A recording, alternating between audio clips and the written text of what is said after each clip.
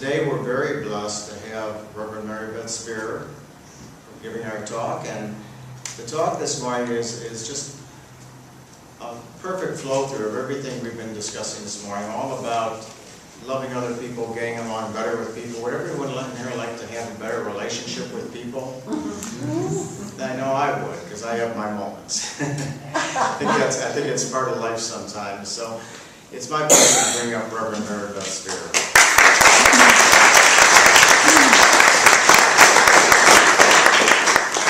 You were alluding to present company when you were talking about it. Yeah.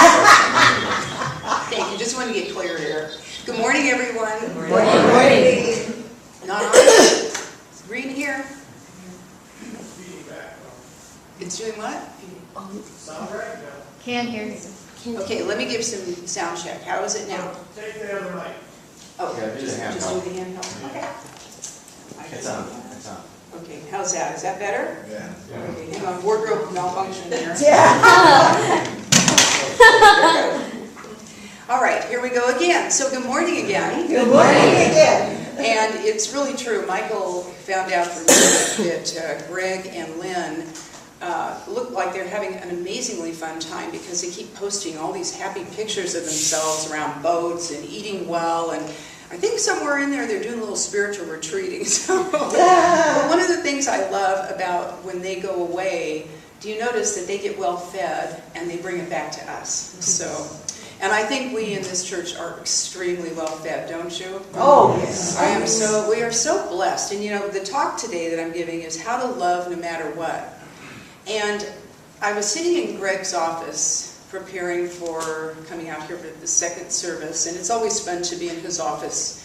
You know, he's got such a deep dive of understanding, but he's such a kid at heart, you know, so it's kind of a mix between metaphysical books and Grateful Dead CDs and all these funny props. But one of the things I saw was a shelf that he had full of pictures of his family. And for those of you who are new, he has a beautiful family, our minister, Reverend Brett, and his wife, Lynn, and they have two beautiful children. And just sitting in the room, I could just feel the love of the family that he is, that he extends out to us, that we are. And I am going to start off today with something that my minister often started. He would just stand in front of the congregation and he would just say, "I love you. And I accept your love." And when my other minister says, "I love you. And you love me, you just don't know it yet." But here's what I do know. The talk that we're going to share today will help us all understand that there's truth in that, whether we've met before or not. Because we're going to dive into all about love today. Does that sound good? The love of yes. connection? Good. Because I love love. I think a lot of you do. In Greg's office, I saw a quote by Eknath Eswaran, and it said, "In the ordinary choices of every day, we begin to change the direction of our lives." I like that. I'm going to read it again to you. In the ordinary choices of every day, we begin to change the direction of our lives. So I'll ask you the same thing that I asked the 9 o'clockers, and that is, why are you here? Why are you here on this particular day? What brought you here? Did you have any idea that this was going to be the lesson? Did you not have any idea of that, but you just wanted to be here? You had nowhere else to go. Maybe you're meeting people for lunch. What is your reason for being here? And it's not, this is rhetorical. This is for you to answer. But when I was working on this lesson, as I do with just about any lesson I give, I write the one I need to hear. So I was in the midst of having some real challenges with a few people in my life. Some I know, some that are out there in the political world, some that are out there in the other world. And I could feel that I was having a sense of separation within myself. So I began to look at, is it really possible for us to love no matter what? And it took me down a pretty deep dive of discovery for myself this week. I've done a lot of research, a lot of meditation around what it is that I was getting for myself that I could bring here to you. So I'd just like you to think about what it brought you here today, and then pose to you the possibility that you can leave here today, as Warren said, making some other ordinary choices that could actually change the direction of your life from this point forward, that you possibly could walk out those doors and be different people than you were when you walked in. Are you willing to consider that? Mm-hmm. One of the things I really appreciate that Greg often affirms, and he's, as we all know, he likes to affirm through services, and one of the ones that he does that I'd like us to do right now, and that is this one. I will to will the love of God. Let's do that together. I will to will the love of God. And that's really what we're going to talk about today, because I want to look at more radical love. Not the conventional love, we're going to talk about that a little bit. But we're talking about radical love. And in order to do that, I'm going to do, as Greg often does, get in a little geeky. Greg likes to get geeky, I like to get geeky, meaning we're going to take a little scientific twist on love also. But before we do that, let's take a look at what we usually mean when we talk about love, because there is a conventionality to the word love. You know, we say everything from I love you, to I love pizza, to I love taking trips, to whatever it is. In other words, we have just this conventional way we speak of the idea of love. And I went to the dictionary, which I generally do. The noun for love is an intense feeling of deep affection. The way we feel about babies, the way we feel about a lover, the way we feel about a spouse, the way we feel about our parents, or whatever it might be. But a deep affection. I think we all have had those affection moments, haven't we? I know we have. And a person that, or thing that we love, as in, she was the love of my life. He was the love of my life. My dog is the love of my life. Sometimes that's been true. And the synonyms for this kind of love are deep affection, fondness, tenderness, warmth. And we've felt those things, haven't we? It's also a verb, as in, do you love me? Do I love you? And it's an activity. So in other words, in this kind of love, which is the conventional love we think about, love requires an affectionate attachment to something. Love requires having a direction, a point of arrival. It eludes a feeling or an emotion that comes from something or someone. And it's about personality. Sometimes it's about ego, but often it's about personality. But the most important thing here is it needs an object. Do we see that? That kind of love. And often because of that, when that object or that person doesn't behave the way we'd like them to, and we start having those conversations like, who's the matter with me today? Well, I think it's you. Then there's that sense of withholding, right? And I'm sure that I'm not alone in that I have withheld love from people. I have intentionally withheld love from people. See, I'm telling on myself. So this is the kind of conventional love, but that's not the kind of love we're going to talk about today. That's not radical love. We want to know, after today, that even though that might be one way of looking at love, we would like to pursue this other idea of being able to love anyone, no matter what. Is that something you'd like to set in as an intention? Yes. Okay, so let's go down and unpack that.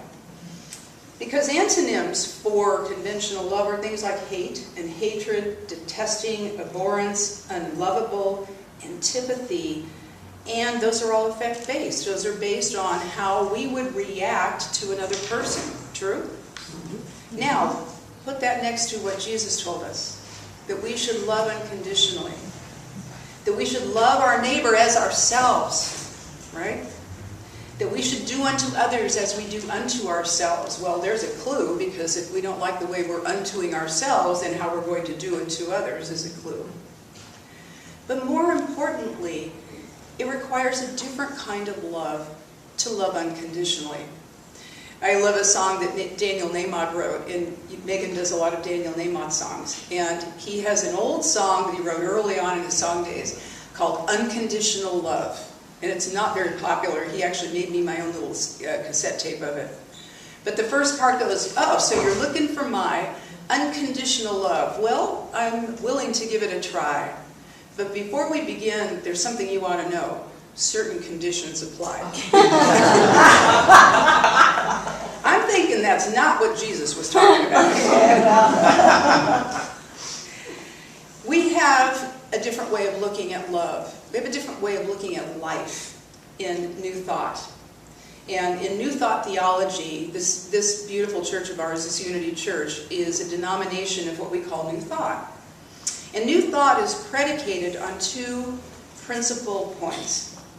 The first is that we are a wholeness. We live in a universe of unity, an infinite universe.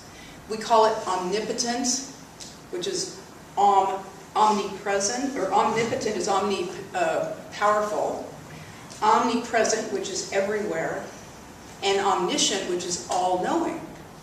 So we live in a consciousness, a universal cosmic consciousness of one mind, one power, one presence, all-knowing. This is consistent with exactly what Michael was saying earlier when he was sharing our precepts. And then the second part of that is that within that, there are invisible mechanics of the universe through which this all comes to pass. And we refer to those as laws. So the one principle, the one abiding principle, is that there is a unity. And then we study the laws of the way that works. So what we're going to look at right now is the scientific way to approach radical love. Because radical love is not about what I do after you do something or that sentimentality. Radical love is about exercising a primary law of life. And in so doing, beginning to understand why we have always heard that the synonym for God is what? Love. So to be in love is to be in God. And to be in God is to be in love. And it's about extending and being in that deeper and deeper and deeper place of the degrees to which we can be in God, to be in love. And the word Lord can often be seen to connotate the laws surrounding it. Lord, I do give thanks for the abundance that is mine. You can substitute the word law. Law, I do give thanks for the abundance that is mine. The abundance that is everywhere present, always available, never withheld from me. The only thing that ever withholds anything from me in any flow of life, using any one of the laws we have, law of harmony, law of attraction, law of abundance, whatever the law might be, the only thing that withholds it is our consciousness about it. It's the infinite flow of life, and we're the hose aiming. So learning how to choose, initiate, and direct is learning how to use that force, like the Luke Skywalker force. So the one wonderful thing that we teach in this teaching is that we are the thinkers who are thinking the thoughts, and the thoughts have vibration. And I'm going to mention vibration again in another minute. But when we're the ones thinking the thoughts, we actually are creating our very own experience by what we pay attention to, because there are infinite ways to think in an infinite mind. And there is a different kind of love. But the one thing about all this, before I get into it, is that all of this has been proven by science. And I'll just touch on some of the elements of quantum mechanics and physics that have proven it. Quantum physics has already proven that we live in a universe that is an undivided whole. Quantum physics has already proven we are one with that, and we're part of it. That we're in a world, I love this, of pure potentiality rather than predictability. And you know what we say is that principle, being infinite, isn't bound by precedent, meaning anything that came before this now moment happened before, and this is now. And right where we are, as Jesus said, if you're born anew, you're born anew into something new, not the old paradigm. Although the point is, you know, we're thinking the thoughts that bring it into being. And you've probably heard by now that it's said that we think 60,000 thoughts a day. How many of you have heard? I think 60, well, maybe you haven't heard of it. So I'm telling you now, it's new news. It's been said that we think 60,000 thoughts a day. What's ironic about that is, if you really paid attention to those 60,000 thoughts, guess what? There's probably a lot of redundancy in those thousands. I always wonder who counted those. Don't you want to know? But anyway, so that idea that we're in a world of potentiality rather than predictability is so important because it means that through God, all things really actually are possible. And we actually participate in the operation of bringing this forward. Why? Because we are the thinkers who think the thoughts. And in quantum physics, they say that what is being observed is affected by the observer. Isn't that exciting? I get all God bumpy with that one. I love the fact that I can change.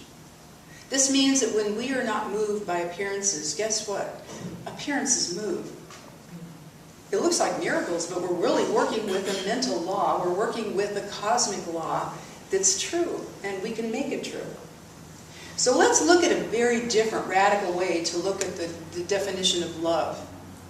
A spiritual and scientific definition of the word love looks like the outpouring and outpicturing of spirit. The givingness of life to itself. The great transforming power which brings everything into harmony.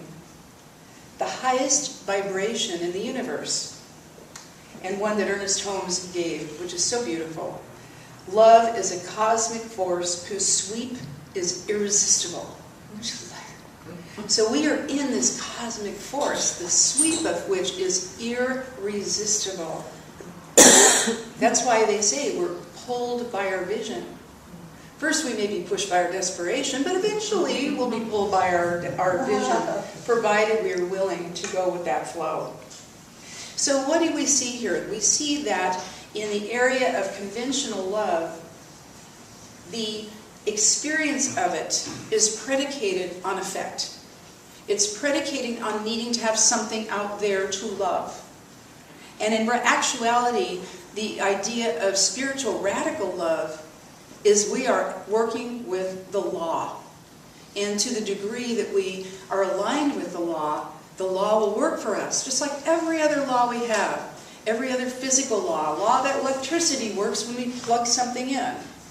Law of gravity works when we drop something on the floor.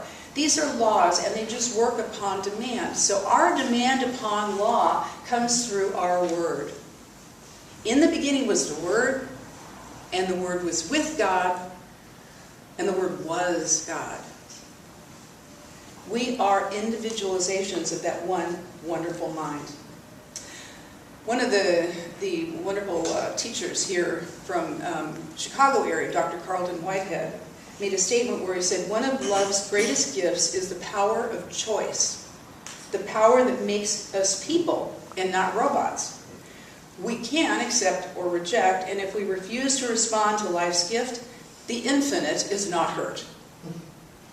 So we are the ones, again, we are the thinkers who think those thoughts, and our thoughts initiate a vibration. Now, I love this definition of vibration. Again, I can go back to the dictionary because I really want to unpack and understand scientifically how this works. I like getting back behind it. Do any of the rest of you like these things? This is the geeky part. Greg and I like this too. The definition of vibration that I have is the means through which infinite potential expresses itself as the manifest universe. In other words, our thoughts are like a dial on a radio station. Remember the old dials on radio stations where you could dial in different stations? And we have free dominion to dial into any of those frequencies that we desire. Ironically, so often, and this is why I'm talking to you, I'm glad you shut up so I can tell this lesson to myself. So many times I'm dialing into CNN, which is come to known as constantly negative news. Anybody else? But you know, there's so many other places we can go to. We can go to beautiful music stations. We can go to travel stations. We can go to adventure stations. We can go to the love station. We have the ability to change our mind. We are the choosers, the initiators, and the directors of one cosmic force whose sweep is irresistible. Does that get you a little excited? And if you can think of just one thing you could do with that this week, As you walk out the door, that's worth the price of the 11 o'clock ticket here. And then you can also get coffee. So think about vibrations, which are bringing a potentiality into manifestation. The lower ones are the dark ones, then the ones where the Adadawfels, they're dense, you know? They feel dense even talking about them, don't they? It's the affability, the effability of love thoughts, of the ability to think of what's known as the namaste. Namaste is the divinity in me, honors and recognizes the divinity in you. I used to be in a book group in California, and there was a minister there who we would start off every week, and we would say, Namaste, the divine in me honors and recognizes the divine in you. I honor and recognize that within you, and when you were in that place in you, and I am in that place in me, there's only one of us here. And then we would start our group. And I say that to you because this namaste is a choice. Because one of the things is that we are working with choice. And that's so important, even though sometimes it doesn't look like it. So the way we make our choices in life, I have learned and experienced, is that we have structures of knowing known as conclusions about just about everything in our life, our people, places, and things. You know, we have already determined, predetermined, usually when we know someone or we have some idea about it, we kind of predetermined how we're going to experience them. Do you know what I'm saying? We have actually prejudged how the experience will be before we even ever have it be that. So if you take that hyphen out, it's called prejudice. So we have prejudices, and it's not wrong, it's the way our minds work. Those prejudices are called conclusions. And we have conclusions about just about everything. We have conclusions about how Christmas ought to be, and if things fall outside of that box, we get disappointed, you know, if those relatives aren't going to be there. We have conclusions about how we'd like to see the election turn out. We have conclusions about how we'd like to see the Cubs game turn out. We have conclusions about the way we think people in our lives are going to treat us. True? So here's the way mind works, which is fascinating. Mind will always attract evidence of being right, whether you're aware you're doing it or not. It's like a filter. And you have decided something is the way it is, and you have a filter that just the way your mind works isn't going to let in anything unlike the thing that you have concluded. So you know when you know that, especially when you're with people, there's a way you behave with people when you've already concluded how they're going to be, right? If you already feel some sense of resistance or a discomfort with someone, you know how you feel, how you kind of show up in that? Well, do you ever notice how they react to your reacting? Well, what happens is once you do that, bam, you've just validated your conclusion. Conclusion, evidence, you show up, they show up. Bam, it's true. Now, opening our hearts up to radical love, we start with, I could choose love instead of this. I will to will the love of God in this situation. I choose to know a higher idea about what's going on here. I am remembering the namaste. Do you think this is easy? It's simple, but it really isn't easy because the conclusions are really provocative, aren't they? And do you notice that you may have changed, but they don't? And so you still may be thinking, someone else is the matter with me? What if it doesn't matter if they change at all? Can we still love them in the way we're talking about here? And why is that so important? Because there's only one of us here. You know, when the tide rises, all boats rise. If our collective consciousness begins to change even an iota in the direction of being able to behold the Christ in anyone, meaning the anointed or the enlightened aspect of that being, realizing that they must be spirit and God too, because we all are. They can't be anything else. If they were, they'd be outside of the infinite. We would no longer have an infinite, and we'd be having a whole other story. So scientifically, mathematically, spiritually, doesn't this all make sense? You know, the most wonderful thing about radical loving is that we do not have to wait for them to start. We don't have to wait to say I love you only if they do. We are extending love the way sun extends the sunbeam. It can't help it. And so opening our hearts up and being able to be in that place of willing to know that love is a law and not just a nice thing to do creates a whole new change in our lives. I want to read something that Joel Goldsmith, who's was a mystic and a writer, wrote about love. It really says a lot of what I'm wanting to say here. He says, "The only truly spiritual life possible is lived by keeping our thoughts and deeds in at-one-ment with the law of love. Not a sentimental, emotional love, not a wishy-washy kind of love. It must be the love that does unto others as we would have them do unto us. That is all there is to real love." And then he states, "Love is not a sentimental attachment to mankind. Love is a law. Love is a mode of conduct. It's an attitude. Love does not come to us. Love is within us, and we must open out a way for it to escape by fulfilling the commands of the Master.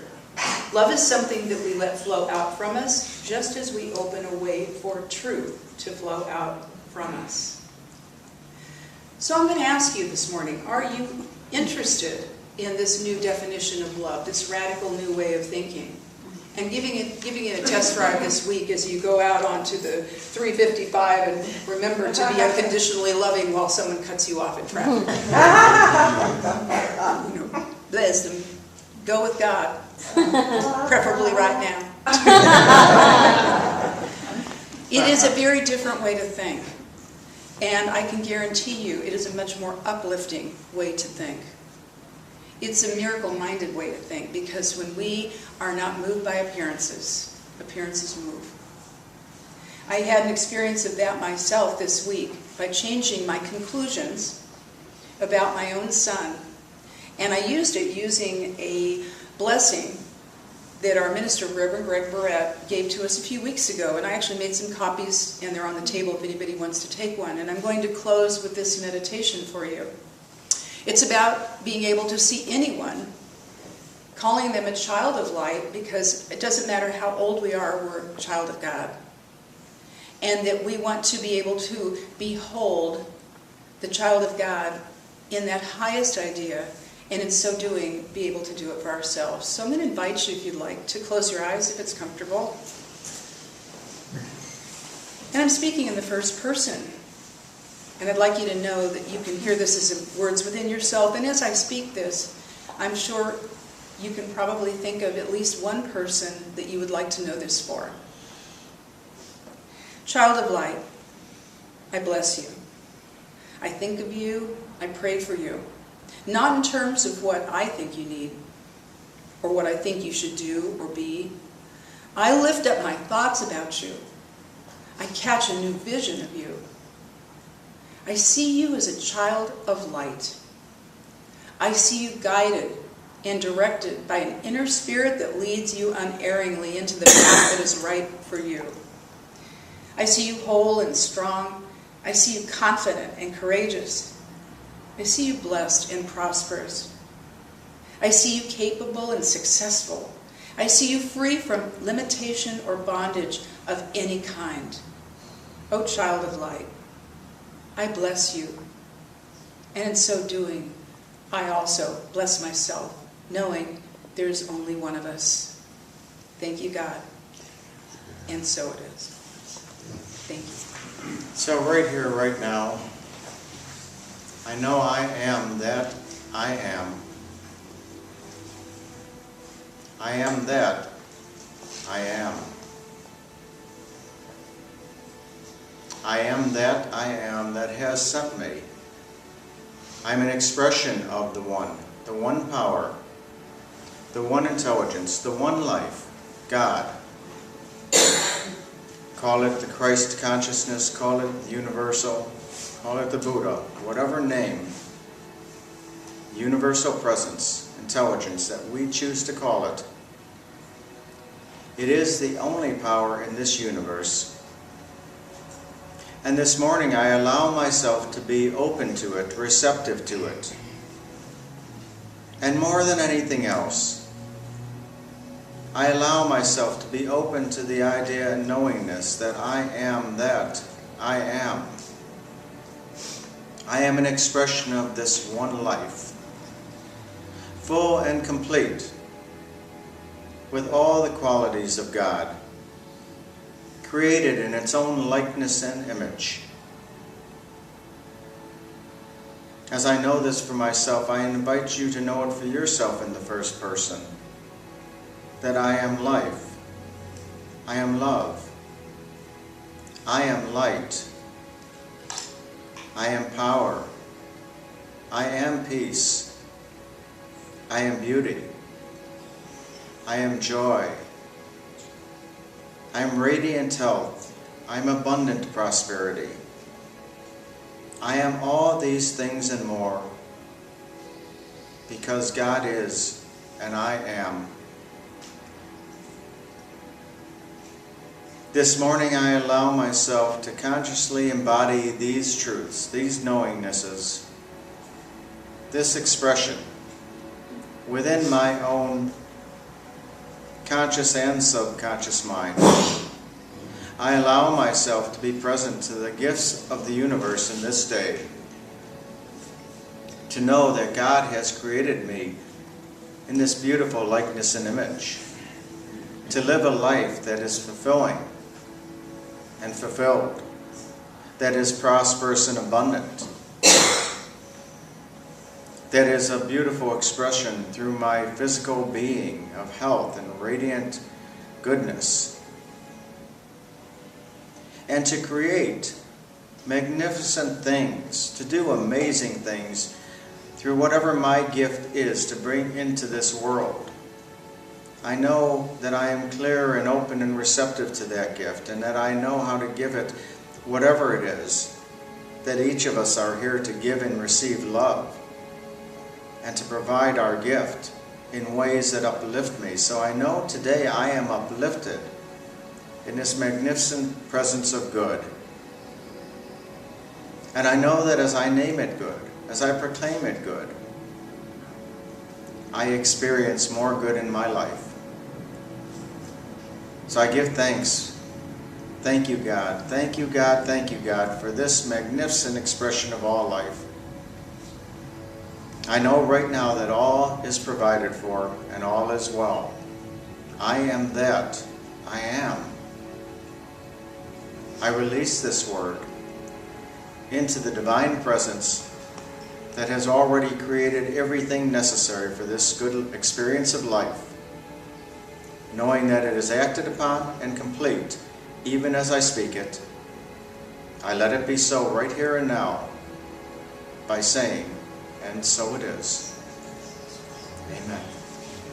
Now is our time we get to join together in our offering, and just to let love be our decision in that offering as we just give freely to this beautiful Unity Northwest.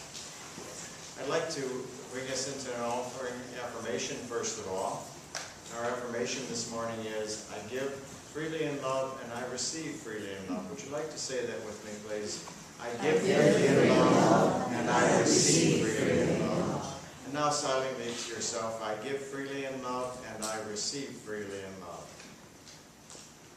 And once more, out loud, I give freely in love and I receive freely in love.